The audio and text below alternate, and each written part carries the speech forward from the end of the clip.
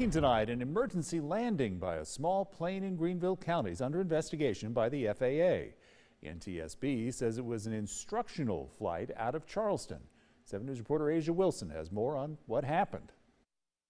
That single-engine aircraft landed right here in this field in the Hartness Industrial Complex. Many people have been stopping by all day, taking pictures, looking at the scene as it happened for some in their backyards. In the Hartness Drive area in Greenville County, people say they often see and hear them roaring by. They're fairly low.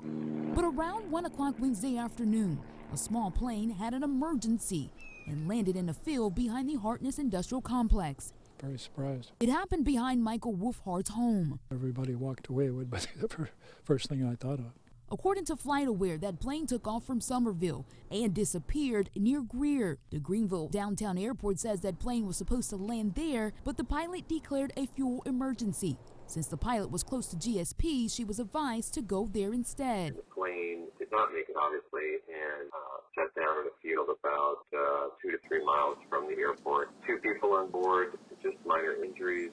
Not yet clear if there's substantial damage to the aircraft, but you know there's some damage. We've learned the plane is owned by CHS Flight School in North Charleston. The National Transportation Safety Board says this was an instructional flight. The vast majority of aviation accidents that we investigate are non-fatal, which is obviously very good news. The fatal accidents, of course, are the most serious. There's about 350 of those every year of the about 1,200 aviation accidents that occur. An eyewitness I spoke to off camera says he saw the plane coming down fast with no sound of an engine and belly flopped before sliding to a stop. In my working life, I have quite a few flying hours as a passenger and never had a serious accident or never was present for one, but I know people who did, and 1 or 2 classmates had bad endings. But this resident says he's glad this was a different story. Always had a soft spot in my heart for pilots who fly those small ones.